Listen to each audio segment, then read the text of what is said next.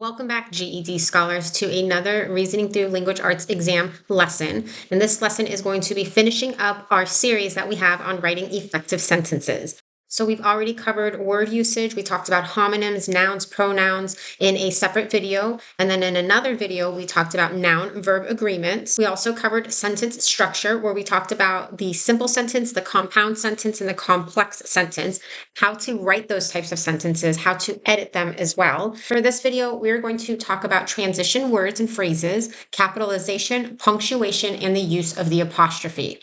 For the punctuation section, we're going to touch on the punctuation marks you would use at the end of the sentence. And then obviously we're going to just, quickly mention the semicolon and the comma. And if you are thinking, well, aren't there a lot of rules when it comes to using the comma? There are 9 rules. We're not going to go over those in this video because we have a separate video where there's no voiceover. I'm not talking. It's just the rule that goes along with the comma. So make sure you check that out if you struggle with how to use the comma when you write. Because remember, folks, you do have the extended writing response and you are writing an essay. But just like the other components of writing effective sentences on the RLA exam, you do have a multiple choice section. They will give you a passage. It might be 1 or 2 paragraphs, and they will have sentences that are incorrect. And the whole multiple choice section is you going through and selecting the correct answer that has the appropriate grammar when it comes to word usage, sentence structure, transition words, and capitalization, punctuation, and apostrophes. Make sure to visit gedtalk.com. On our resources page, we have a whole bunch of different guides and worksheets for you to download, especially for math. If you go to the RLA exam page, there's a link in the description below to that page. You will see that there are different worksheets that have to do with writing effective sentences. So first up, let's talk about transition words and transition phrases, because as you can see, there are some, like for example, where it's more than one word. So we can also add phrases in there too. So when it comes to transition words, you'll be asked to effectively use them when it comes to your own writing, when it comes to the extended writing response, and when it comes to the multiple choice section. You might be asked in the multiple choice section, which one of the following best uses a transition word or phrase to connect these ideas? And as you can see, transition words and phrases are used to show how these ideas are related. We're about to look at the 3 different ways you could use transition words and phrases within a sentence. But to have a better understanding, it's not just going to be used within sentences. You're going to use transition words and phrases when you're connecting paragraphs as well. And so I always let my students know these words, these transition words, transition phrases, what they're doing for the reader is they're letting them know that they're about to read or hear something that either A, augments, which means adds more to, or contradicts, which means go against what they just heard or read. So what I mean is, for example, and that's my transition, you guys. I just told you about how, there's 2 ways that transition words or phrases can be used. It's going to either augment or contradict. And me using that phrase, for example, as you can see on the screen, that's a transition word. And it's going to lead into me adding more to what I just explained to you guys, right? Because when you say, for example, you're about to add more. You're going to show examples of it. So if you're like, I still don't understand it, we're about to see some examples, but just understand that these different transition words and phrases, once again, are being used to show relationship between ideas. So one way we can see transition words, phrases being used with sentences is you can begin the second sentence with a transition followed by a comma. So let's go to our examples. The first one reads, Farah has many hobbies. For example, she paints, reads, and plays darts.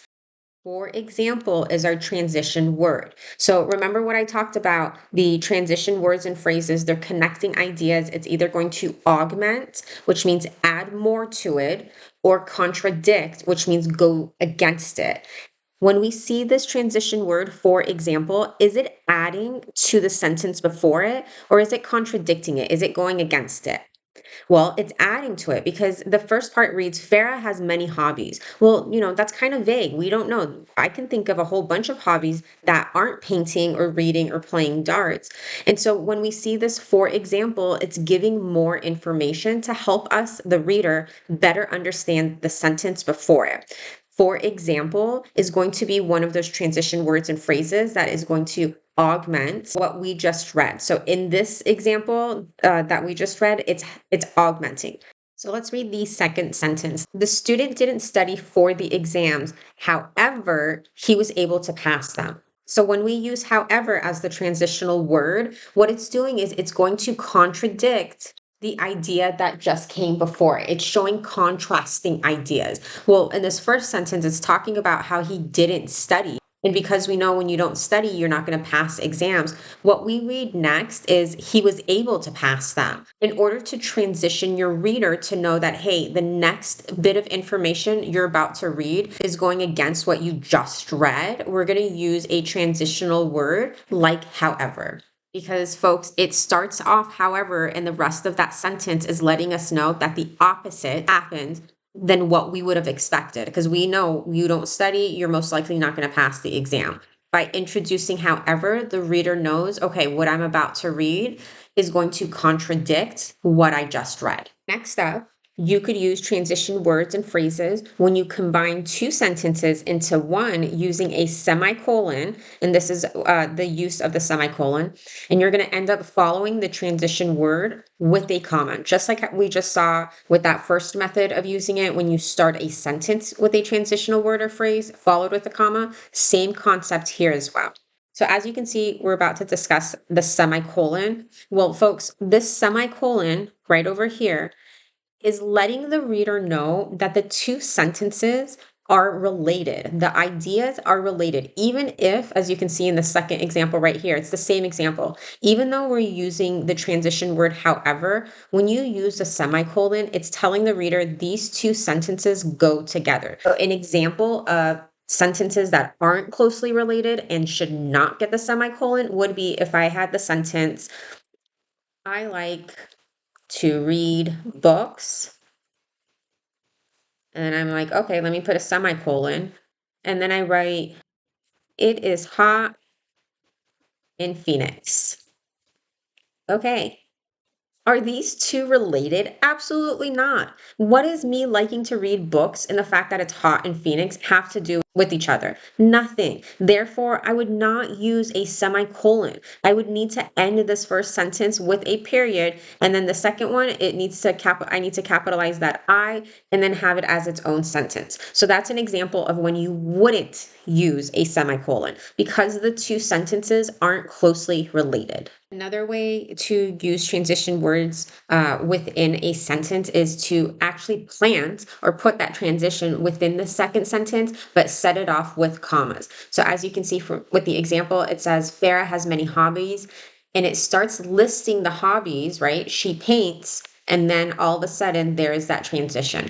I'm going to let you know I don't like putting transition words and phrases within a sentence because it's kind of like sidestepping it. Like, why couldn't you just say, for example, at the beginning of the sentence? Because I'm reading the examples, like she paints, and instead of saying she paints and plays darts, it's going to, kind of cut off my thinking when I'm reading the sentence. But if you were to write a sentence and you added a transitional word within the sentence itself, that's perfectly fine. You would not lose points for things like that. As long as you remember, folks, that you need to make sure that you offset it with those commas. So that's really important to just remember that if you add transition words, like for example, within the sentence, you need to add the comma. Next up, capitalization. So if you're like, well, when do I capitalize a word when I'm writing or when I'm editing? What should I be looking for? So when it comes to proper nouns, titles before a person's name, or when you're talking to them directly, names of holidays, days of the week, and months, and then first word in a sentence, all of these reasons are reasons why you would capitalize a word. So let's look at the first one, a proper noun. We learned in a separate video about the 8 parts of speech, and nouns was one of them. We have what is considered common nouns, and common nouns are things like house or doctor or boat, whatever it might be, ship. So those are common nouns. And then we have proper nouns. And proper nouns are going to be specific things, So it's not just an actor, right? An actor is a common noun, but now we're talking about a specific actor. So, it's John Cena. It's not just a singer, right? It's Chris Brown. And so when we have names, they're considered proper nouns. You are a proper noun. We have amusement parks, which is a common noun, and then we have Disneyland. Okay, and Disneyland is going to be a proper noun. So proper nouns are specific nouns. They're not just common nouns, they're specific ones. So when it comes back to this boat, or I should say ship, because the example I'm about to give you is a ship. So if we talk about ship, we wouldn't capitalize that S unless it was the first word in the sentence. But when we talk about the Titanic, we go ahead and we capitalize that T. Next up, titles before a person's name or indirect address. So title would be something like doctor, right? You're not going to capitalize that D unless there's a name that follows. So like Dr. Adams, okay? We're not going to capitalize the word president unless there's a name that follows. So the moment I say President Washington,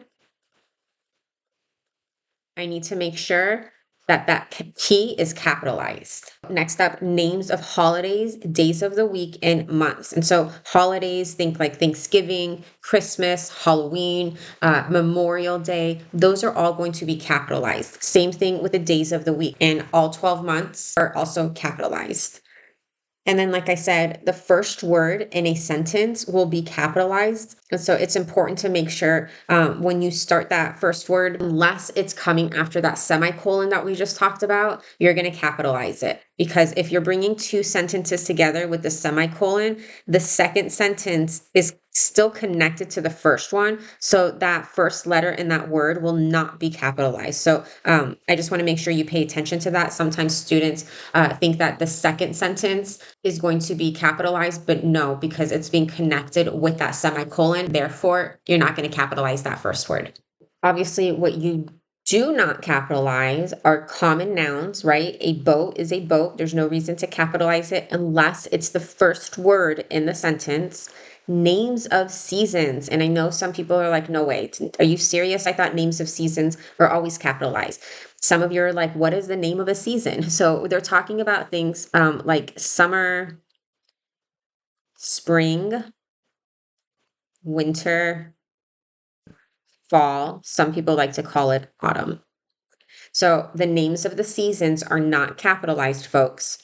Titles without a person's name, not capitalized. Remember, this is where we were talking about, like, if you're saying doctor, unless there's a name that follows it, the D is not going to be capitalized unless, once again, it's the first word of a sentence. And then number 4 reads cardinal directions. So cardinal directions are north, south, east, and west. If you're writing the character went south of his location, you're not going to capitalize that S because it's talking about a cardinal direction. This is the thing, folks, though.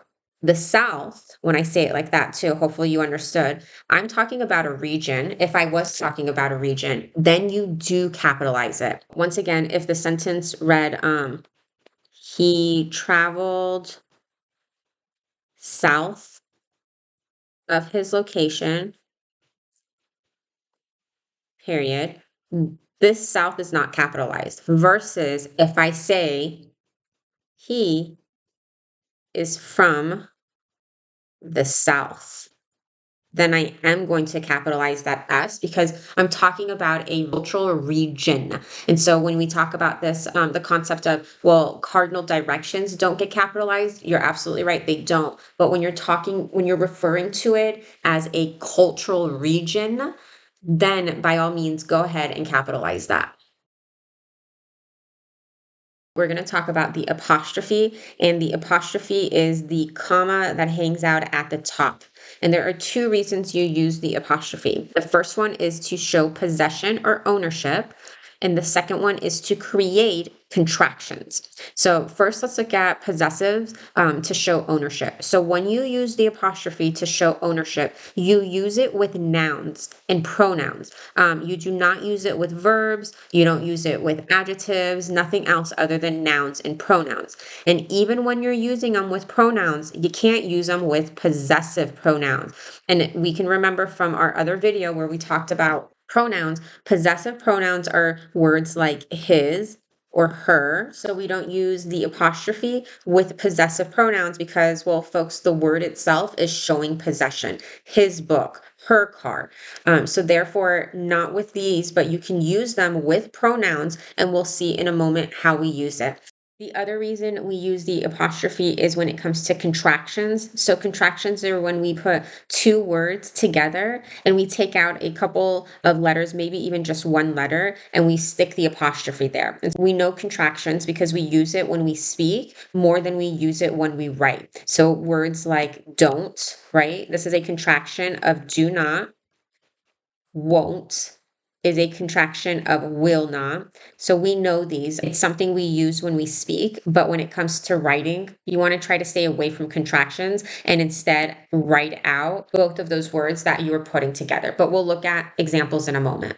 Let's talk a little bit more about the apostrophe being used to show ownership, to show, the possessiveness of something. So when it comes to creating the possessive form of a singular noun, and we're going to look at plural nouns in a moment, but for singular nouns, it has nothing to do with what is being possessed or owned or how many of them, because it has everything to do with who.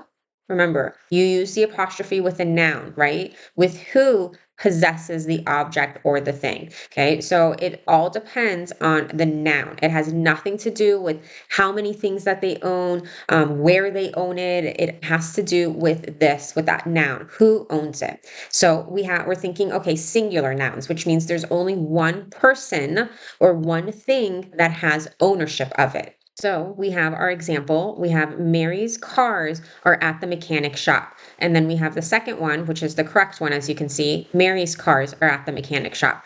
Folks, it has nothing to do with the fact that there are multiple cars. It has nothing to do with the fact that they are at the mechanic shop. It has everything to do with who owns it, okay? And we're talking about singular nouns, so there's only one Mary. And because there's only one Mary, we need to show that she is the one who owns these cars. These are her cars. Therefore, we are going to add an apostrophe after her name and then follow the apostrophe with the S. So look at this note right down here. Singular nouns, add an apostrophe followed by the letter S. The second note reads singular nouns that end with the letter S, you would add an apostrophe after the letter S. So we have the name Mary, it ends in a Y. But let's say we were talking about Chris.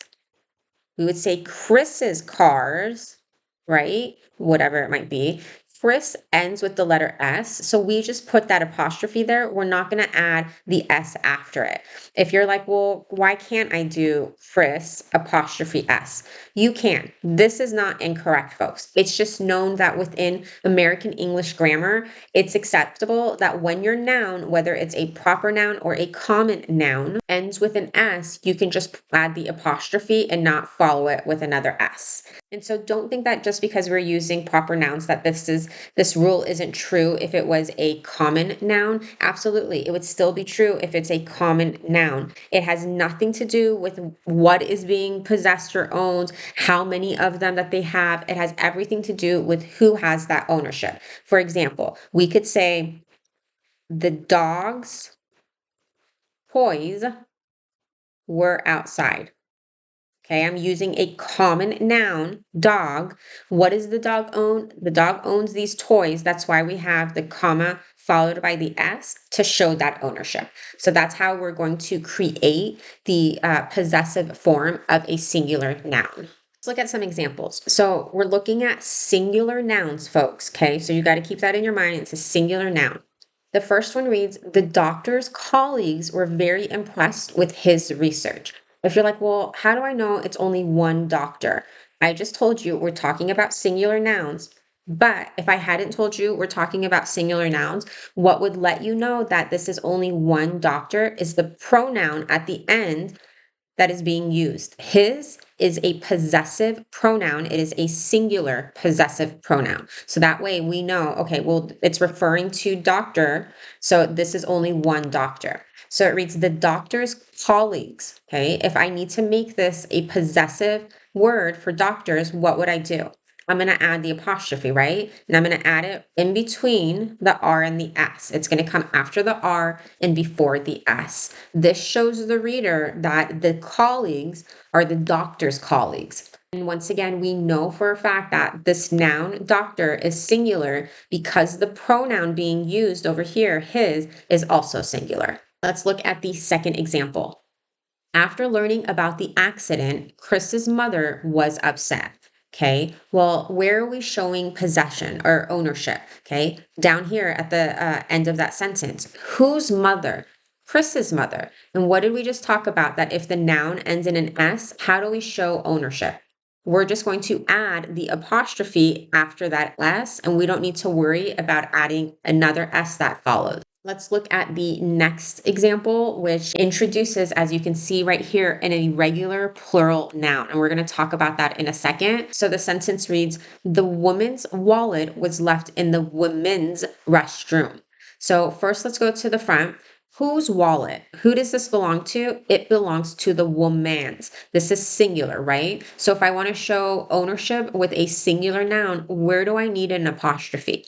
It's going to come after the N before the S. And when we do that, it lets the reader know that the wallet was the woman's wallet. And then the rest of the sentence reads, was left in the woman's restroom. So now we have a irregular plural noun. And we haven't talked about plural nouns yet, folks, and how to show the possessive form. We've just been talking about singular ones. So here is the transition for you. When it comes to plural nouns, you're going to learn that the apostrophe would come after the S. But the thing is, folks, is that this is a irregular plural noun. So for these folks, we actually are going to treat it like it's a singular noun, and we're going to add after the N before the S. Let's look at how we create the possessive form of a plural noun.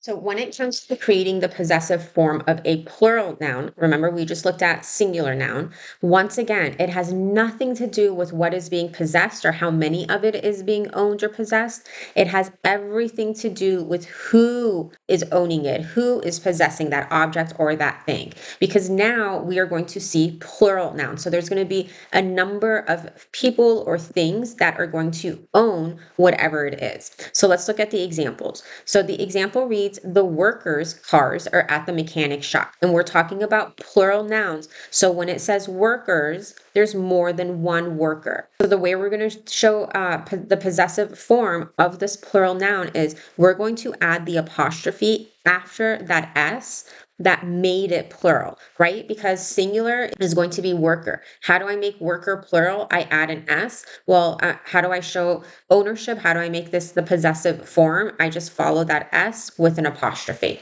Notice the note down here. Plural noun, you add an apostrophe after the S. Irregular plural nouns add an apostrophe and the letter S. And we just looked at that when we talked about the woman and the woman's restroom, right? Another irregular plural noun is children. So we would say the children's toys. And even if it wasn't toys, it was just toy, the children's toy. So definitely want to make sure that you pay attention to irregular plural nouns. Like I always say, use technology wisely. Go online and just search what are irregular plural nouns. Look at the list, not necessarily memorize it, but become comfortable with these types of words. Let's look at some examples of creating the possessive form of a plural noun. So the first sentence reads, the school's registration policies are different throughout the state. And if you're like, oh, okay, so schools registration policies, I'm going to just add the apostrophe in between the L before the S. No, that is incorrect. If school was a singular noun, absolutely, that's how you would do it. But we're talking about plural nouns, folks. And so we know that schools is plural. And how do I create possessive form for the plural? If schools, it's more than one, I'm going to drop that apostrophe after the S. The school's registration policies are different throughout the state. Let's look at the next one. The child was crying in the women's restroom. And we know this one, folks. We've seen it a couple times. This is our one of our irregular nouns, women's. And so we put the apostrophe before the S the way we do when it came to the singular nouns. But like I said, this is an irregular noun. So let's look at the third one. The mice's food was spoiled by the heat. If you're like, oh, this is easy peasy, the mice's food, I know it's a plural noun. I'm going to add the apostrophe after the S. No, that's incorrect because mice is an irregular noun. So what do we do with irregular nouns? We add the apostrophe before that S and we treat it the way we do when we're creating the possessive form of a singular noun. So next up, contraction, right? We talked about this is the part of the apostrophe. You're using the apostrophe to show the possessive form, or you use the apostrophe when you are writing a contraction. So first and foremost, you cannot make up your own contractions. If you're like, oh, I can put words together and knock out some letters, add the apostrophe and it's perfectly fine. No, not necessarily, especially when it comes to the GED exams, folks, because remember, you're being tested on your knowledge of using American English grammar. So don't try to make up your own contractions when it comes to the writing response. So once again, definitely make sure to get online. Google, use whatever browser you use, but look up contractions because as you can see, there's a whole bunch of different types. So we have the pronoun verb contractions, putting together here and is, and we'll say here's, like here's Johnny, or I am, I'm, right? We see pronouns being used in both of these examples. So we can create these contractions by putting those words together and we're just removing one of the letters. For this first example, the I was removed and instead we dropped the apostrophe. The second example, the A was removed and instead we dropped that apostrophe. Another way we can create contractions is with verbs and the word not. So have not, will not. Have not is haven't, will not is won't. So once again, please make sure you go online and look at the list of contractions. And please, please, please, when it comes to the extended writing response, do not create your own contractions. One quick note too, when it comes to contractions, if you're wondering, well, why does it sound like a possessive pronoun? Some contractions and possessive pronouns sound the same, like your and your, right? It's and it's, there and there. And if you remember from our other video, we talked about these. What are these called? These are all called homonyms. Homonyms are words that sound alike and their spelling is very similar, but they have different meanings. This first one, your, is the possessive pronoun your. The second one is the contraction you are, or it's your. But this second one, like I said, is the contraction of you are. It's and its. A lot of my students have a hard time with this one. I just always have to tell them. Without the apostrophe, you have it being possessive. When you have the apostrophe, it is the contraction of it is. So I tell my students, if you're having a hard time figuring out like which one do I use? Do I use it with the apostrophe? Do I use it without the apostrophe? Say out the contraction fully, don't use it, and then it'll make sense. Like for example, if we say its name is Sparky, okay, this first one is correct. This is the possessive pronoun that we want to use. This could be referring to some type of animal, and that's why we don't have his name is Sparky or her name is Sparky. But when we have its and we have it as the contraction, as you can see in the second sentence, its name is Sparky, say out the contraction. It is name is Sparky. No, that doesn't sound right. That's incorrect. You wouldn't say it is name is Sparky. So for this example that we see here, we're going to use the possessive it's and not the contraction it's. The other example right up here too, folks, there and there, homonyms. They sound alike, but they're spelled differently and they have different meanings. This first there is going to be the possessive pronoun. The second one is the contraction of they are. Don't forget, folks, you will be graded on punctuation, especially when you are writing the extended writing response, the essay. And so you want to make sure you include correct punctuation. So at the end of sentences, you're going to either have the period. If you're asking a question in your sentence, you will have a question mark. And if you're sharing something that is surprising, exciting, you could show that excitement with the exclamation mark. Next up, the semicolon. And I know we already talked about it because we talked about how the semicolon can be used along with the transitional word or phrase when it's going to bring those two sentences together because they're closely related sentences.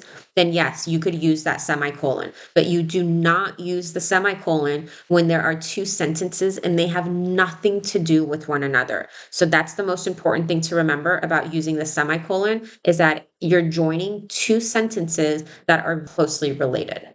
And last but not least, folks, you need to make sure you know all 9 rules for the comma. We're not going to talk about those 9 rules here. As I mentioned earlier, there's a separate video. There is no voiceover. I'm not talking. It's just sharing the rules with you. And it's really important that you know these rules. There are examples too when you view that video. So don't think I just tell you the rule and you have to imagine how it's used. There are examples, but once again, make sure you know all 9 rules for the comma. It's very important because once again, not only in the extended writing response, that essay, but also when it comes to the multiple choice section, they might give you answer choices and the incorrect answer choice is incorrect all because it didn't include the comma. So just make sure you pay attention to those 9 rules. Thanks for watching. Once again, when it comes to the RLA exam, you will not only have to think about writing effective sentences in your extended writing response, but also when it comes to the multiple choice section. You will have answer choices that are incorrect because there is something obviously incorrect about it grammatically. It could be things like using the wrong pronoun, or maybe they added in a comma into one answer choice and the other answer choice doesn't have the comma, where their use of transitional words and phrases incorrectly, things like that. So please make sure that when it comes to the RLA exam, especially the extended writing response, that you are mindful of all of the things that we've talked about in this video when it comes to transition words, capitalization, the different type of punctuation, and of course the apostrophe. Please also make sure to visit gedtalk.com on our resources page and on the RLA exam page itself. We have a lot of resources. We have a lot of worksheets that will help you practice these skills that you are learning in order for you to pass these exams. You know what you're doing, folks. Keep your head up. You've got this.